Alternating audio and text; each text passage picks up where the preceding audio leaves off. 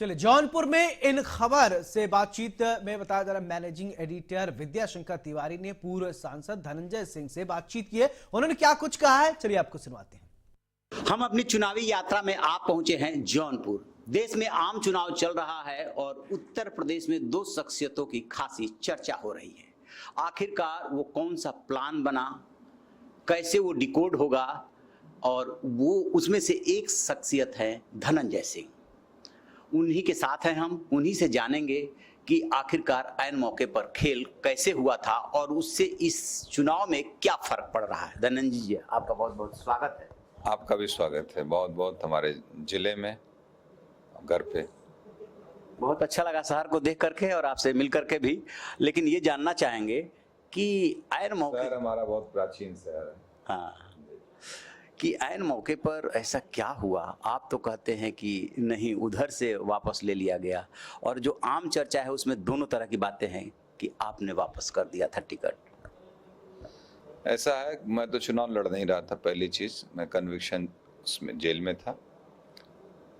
Ticket Bahujan Samaj party के coordinators ने approach करके पत्नी को हमारे अप्रोच किया और टिकट मिला उनको।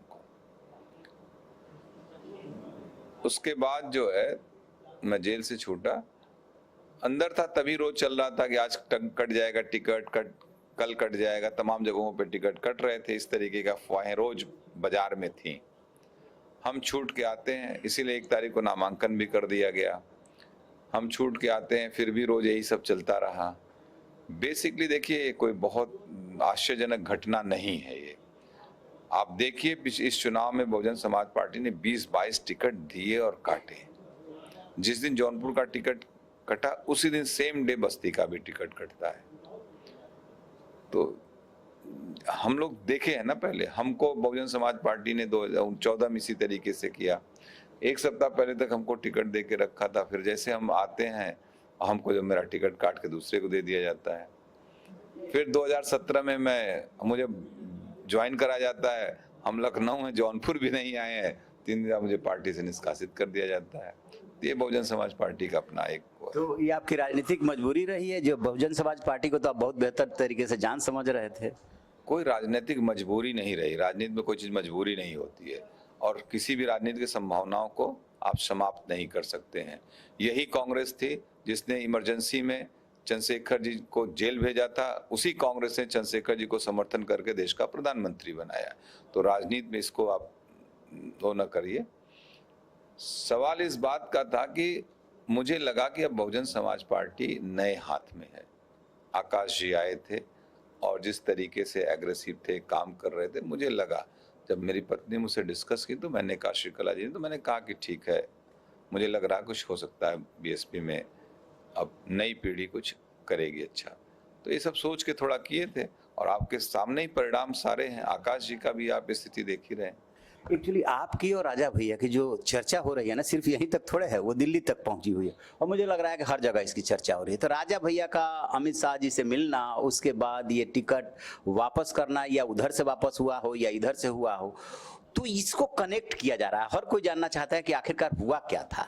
देखिए, कयास और यो है, ऐसी कोई बात नहीं है। आप जाके राजा भैया जी से पूछ लीजिएगा, ना उनको पता है ना मुझे। उनकी अपनी राजनीति है, उनके अपने इक्वेशंस हैं, उनकी अपनी पार्टी है। प्रतापगढ़, कौशाम्बी 2 जिलों की अपनी, उनकी 2 सीटें पार्लियामेंट्री, उनका अपना इंटरेस्ट रहता है हमेशा। और हम लोगों का अपना जौनपुर का इंटरेस्ट है। हमारे यहाँ भी 2 पार्लियामेंट्री कॉन्स्टिट्यूंसी, जौनपुर और मछलीशहर। हम लोगों की राजनीति अपनी अलग है। तो इट मे बी कोइंसिडेंस कुछ ऐसा। उन राजनीति में मुलाकात होना, किसी से मिलना जुलना एक सामान्य सी बात है। और वैसे भी राजा भैया देखेंगे आप, तमाम राज्यसभा जब चुनाव हुए हैं, उन्होंने भारतीय जनता पार्टी के साथ सहयोग भी किया है। ऐसा नहीं, तो इसमें कौन सी बात है मिलना। आप लोगों का दरअसल ना शुरू से एक ग्रुप रहा है, और उस ग्रुप में आपने ही कहा था कि बीजेपी के भी लोग रहे हैं, तो इसलिए चर्चा हो रही है ना कि आप दोनों अच्छे दोस्त भी तो हैं, राजा भैया और आप दोनों दोस्त भी तो हैं। नहीं, इससे आप रिश्तों से नहीं इनकार कर सकते, लेकिन राजनीति अपनी अलग अलग है। उनकी राजनीति, उनके अपने लोकल इक्वेशंस कुछ और हैं, हमारे लोकल इक्वेशंस कुछ और हैं। निश्चित तौर पे 2002 में हम लोग साथ लड़े। वो भी इंडिपेंडेंट एमएलए थे, मैं भी इंडिपेंडेंट एमएलए था। उस समय की जो तत्कालीन सरकार थी, मायावती जी की सरकार थी, उसमें मुख्यमंत्री थी वो। उनका एक वक्तव्य कि निर्दलियों की हमारे सरकार में नहीं चलती, निर्दलियों को मंत्री नहीं बनाएंगे, यही एक वक्तव्य था जिसको लेके हम लोगों ने विरोध किया। और विरोध करके वो एक अनडेमोक्रेटिक स्टेटमेंट था ये। पर इंडिपेंडेंट जयप्रकाश जी ने पोस्ट इंडिपेंडेंट एरा में सबसे बड़ा आंदोलन चलाया, जेपी मूवमेंट, और वो हमेशा निर्दलीय लोकतंत्र के हिमायती थे। वो आप जो पढ़े उनका साहित्य समझ में आए। तो हम लोगों को इस तरीके से निर्दलियों को आप खारिज कैसे कर सकते हैं? और यही लड़ाई थी उस समय। इसी का विरोध धीरे धीरे बढ़ते गया। उन्होंने फर्जी सत्ता का उस समय दम बता तो फर्जी मुकदमे कायम कर दिए गए, मेरे ऊपर भी, राजा भैया के ऊपर भी, और तमाम जो विधायक थे कई लोगों के ऊपर किया गया मुकदमा। इसमें लड़ाई बढ़ गई और उस लड़ाई में समाजवादी पार्टी हम लोगों के साथ खड़ी थी। फिर इसीलिए जब सरकार जाती है तो समाजवादी पार्टी की हम लोग सरकार बनवा देते हैं। एक चीज और, फिर उनका रिश्ता समाजवादी पार्टी के साथ चलता रहा बहुत दिनों से। एक चीज और पूछ लेते हैं, उसकी भी खासी चर्चा हो रही है। क्या धनंजय सिंह से जेल में या जेल के बाहर एनआईए के किसी अधिकारी ने मुलाकात की थी? ये आपका कयास होगा, हमसे तो ऐसा नहीं कहीं। क्योंकि इसकी भी बात हो रही है, मतलब ठीक है, मीडिया में ऐसी बातें आई थी। हम कोई आतंकवादी थोड़ी हैं। ये कोई फर्जी घटना है तो मीडिया में बातें नहीं आती हैं, मीडिया कयास चलाती है। अच्छा, और जैसे धनंजय सिंह अब बीजेपी के लिए जी जान से प्रयास कर रहे हैं, और एक आपके पुराने दोस्त भी हैं, बाद में वो जो दुश्मनी में भी तब्दील हो गई थी वो भी कर रहे हैं, तो एक मंच पर आना क्या कुछ और संकेत देता है? नहीं, मैं समझा नहीं आप क्या कह रहे हैं। एक अभय सिंह है और अब वो भी इसी पार्टी के लिए है, और धनंजय सिंह भी हैं। आप दोनों क्या 3 दोस्त एक साथ निकले थे, तो किसी वजह से यदि दूरी बढ़ गई थी तो क्या वो अब नजदीकी में तब्दील होगी? राजनीति हो रही, राजनीति करने दीजिए और व्यक्तिगत चीजों को इन्वॉल्व न करिए। धनंजय सिंह जी, और क्या कहना चाहेंगे मौजूदा राजनीतिक परिदृश्य में? जैसे कि अभी आपसे बात हो रही थी तो कह रहे थे कि आलोचना होती रहती है, लेकिन बीजेपी के लिए की सरकार तो बन ही रही है। और क्या कहना चाहेंगे? जैसे टारगेट दिया जा रहा है 400, 370, उत्तर प्रदेश में खास तौर से पूर्वांचल, क्योंकि आप सिर्फ यहीं तक तो सीमित है नहीं। अरे भाई, हम ही नहीं टारगेट दे रहे हैं। भारतीय जनता पार्टी ने 2014 में एक टारगेट सेट किया और नारा दिया 272 पार हुई। आप भी गवाह हैं, हम भी गवाह हैं इस बात के लिए, और पूरा विपक्ष भी गवाह है। तब भी नहीं लग रहा था कि भारतीय जनता पार्टी इस टारगेट को, पूर्ण बहुमत भारतीय जनता पार्टी कैसे अचीव कर पाएगी, 282 सीटें पाती है। फिर 19 में भारतीय जनता पार्टी ने टारगेट सेट किया 300 पार हुई ना भारतीय जनता पार्टी। तो बैक टू बैक 2 बार उन्होंने जो टारगेट सेट किया अचीव किया। इस बार टारगेट 370 का किया उन्होंने। तो आप देखिए, मुझे तो लगता है वो भी अचीव कर लेंगे, क्योंकि कोई विपक्ष दिख नहीं रहा देश में। समीकरणों के आधार पे कई बार लड़ लिए लोग भाजपा से। 2014 में जब भारतीय जनता पार्टी की देश में सरकार बनी तो समीकरण एक 2017 में बनाए गए। उत्तर प्रदेश की मैं बात जहां तक कर रहा हूं, एकदम पूर्ण बहुमत की सरकार चल रही थी समाजवादी पार्टी की। अचानक समाजवादी पार्टी जब 2014 में यहां से 5 सीटें जीतती है, कांग्रेस की 2 सीटें शायद बच जाती हैं, तो एकदम से मनोबल सबका गिर जाता है। 17 में अलायंस कर लेती कांग्रेस और समाजवादी पार्टी। एक प्रयोग हुआ था जी, और 3 अंकों में नहीं पहुंच पाए दोनों पार्टी मिलके। फिर एक और समीकरण साधे गए 2019 में। सपा बसपा का सबसे डेडली कॉम्बिनेशन कहा जाता है उत्तर प्रदेश की राजनीति में। 15 सीटों पे सिमट गए, तब भी 64 सीट भारतीय जनता पार्टी जीती, कांग्रेस 1 सीट पे आ गई। फिर उसके बाद किसान आंदोलन, तमाम चीजें होती हैं, तो 22 में फिर समीकरण साधे गए, आरएलडी तमाम सबको इकट्ठा करके। तब भी नारा लगाया गया उत्तर प्रदेश के परिप्रेक्ष्य में कि 300 पार या 350 पार का नारा दिया जा रहा था। क्या हुआ, रिजल्ट क्या रहा? तो इस तरीके से समीकरणों के आधार पर नारे लगाए जाते हैं।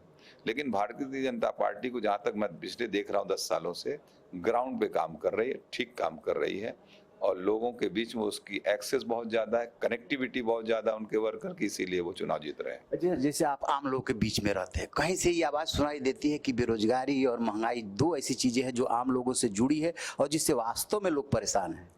देखिए, महंगाई, हम पार्लियामेंट में थे 2009 से 14 के बीच में। महंगाई एक देश में बहुत बड़ी समस्या रही, और 4 बार उस दौरान आप उठा के पार्लियामेंट का रिकॉर्ड देखिएगा, प्रत्येक वर्ष महंगाई पे देश पे चर्चा हुई थी। और सदन में सरकार, उस समय कांग्रेस की यूपीए की सरकार थी, और कांग्रेस में उस सरकार में कृषि मंत्री का दिया गया वक्तव्य है कि महंगाई सरकार नहीं रोक सकती। शरद पवार साहब कृषि मंत्री थे उस समय, और फूड एंड सिविल सप्लाईज ये बयान दिया था। मैंने पूछा था, मेरा सवाल था कि सरकार के पास क्या कोई प्राइस कंट्रोल मैकेनिज्म है, क्योंकि मुक्त अर्थव्यवस्था में सरकार का बाजार पे कोई नियंत्रण ही नहीं है। तो कैसे महंगाई रोक लोगे आप?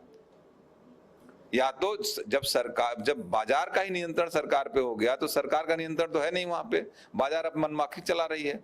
जिस दिन सरकार का बाजार पे नियंत्रण होगा तभी महंगाई पे सरकार कंट्रोल कर पाएगी। आम आदमी तो सरकार की ही तरफ देखता है, अपने जनप्रतिनिधि की तरफ देखता है कि आवाज उठाएगा, सरकार कुछ करेगा। आर्थिक नीतियों पे भी फिर विचार करने की आवश्यकता है।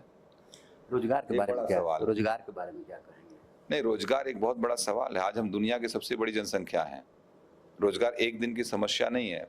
मैं जरूर इस बात को बार बार जोर देता हूँ, सरकारी तंत्र को मजबूत करने की आवश्यकता है। जितनी सरकारी नौकरियों के बैकलॉग हैं सब भर देने चाहिए। सरकारी नौकरियों के, सरकारी इंस्टीट्यूशन जितने मजबूत रहेंगे राष्ट्र उतना ही मजबूत रहेगा। ये मेरी अपनी राय है, क्योंकि जो भी सरकारी संस्थाएं, अभी देखिए जब कोविड था, जितने गवर्नमेंट हॉस्पिटल्स ने काम किया, गवर्नमेंट एम्प्लॉयज ने, चाहे उसी दौरान पंचायतों के चुनाव यूपी में थे, तमाम शिक्षक, सफाई कर्मी, इन लोगों की कैजुअलिटीज हुई, डेथ हुई। इन लोगों ने ड्यूटी किया। प्राइवेट जो काम करने वाले लोग थे अपने घरों में चले गए थे। प्राइवेट बड़े बड़े नर्सिंग होम, इसी जौनपुर मैंने देखा शट डाउन करके पिकनिक मनाने चले गए लोग। सरकारी अस्पताल में लोग जूझ रहे थे, मर रहे थे। हम तो मरना नहीं कहेंगे, शहीद हुए लोग अपने देश के नागरिकों को बचाने के लिए। इसलिए सरकारी इंस्टीट्यूशन को जितना मजबूत किया जाए उतना अच्छा है, और निश्चित तौर पे भारत सरकार करेगी, मैं ये उम्मीद करता हूं। क्षेत्र में जाते हैं तो लोग, युवा खासतौर से ये बात मुद्दा उठाते हैं, खासतौर से ये जो अग्निवीर वाली योजना आई, इसकी भी तो काफी आलोचना हो रही है कि 4 साल बाद हम कहाँ जाएंगे। देखिए, मुझे जहां तक अग्निवीर योजना, अभी तो मैं देख रहा था रक्षा मंत्री जी का कुछ वक्तव्य आया था इसको लेके। इस देश में बार बार मांग चल रही थी कि अनिवार्य सैनिक शिक्षा की। मुझे ऐसा लगता है कि अग्निवीर योजना जो है अनिवार्य सैनिक शिक्षा की ही वो थी। या तो ये 3 साल होनी चाहिए या 5 साल, मेरा अपना व्यू है। ठीक है, तमाम एक्सपर्ट ने इस पॉलिसी को बनाई है। मैं जहां तक समझता हूं कि 5 साल के लिए अनिवार्य सैनिक शिक्षा के रूप में, इंसेंटिव के रूप में देना चाहिए सभी को। और इस देश में क्या होगा कि जो उसमें एकोमोडेट कर लिए जाएं, करने लायक होंगे कर लेंगे लोग। बाकी उससे नौजवान जो जाएगा, ग्रेजुएशन करेगा, पोस्ट ग्रेजुएशन करेगा, इंजीनियरिंग कर सकता है, मेडिकल कर सकता है, इंजीनियरिंग कर सकता है। फिर वो नौजवान, एक डिसिप्लिन नौजवान निकल के जाएगा प्रत्येक वर्ष 1 लाख देश में, तो निश्चित रूप से देश में एक अनुशासन का वातावरण बनेगा। आप इसको दूसरे तरीके से, बेरोजगारी के मत ले जाइए। मेरा जो अपना मानना है कि देश में 5 वर्षों के लिए अनिवार्य सैनिक शिक्षा कर देनी चाहिए। अग्निवीर वाला एकदम सेपरेट उठाया था, बेरोजगारी अपनी जगह पे है और उस पर बहस होनी चाहिए और इसमें मुद्दा भी बनना चाहिए। अभी हम लोग पार्क में लोगों से बातचीत कर रहे थे तो काफी संख्या में नौजवान जुट गए थे, तो उनकी एक ही शिकायत थी, महंगाई पे भी उतना जोर नहीं था, सिर्फ और सिर्फ बेरोजगारी पे। मैं तो कह ही रहा हूँ, जितने भी बैकलॉग हैं भर दिए जाएं।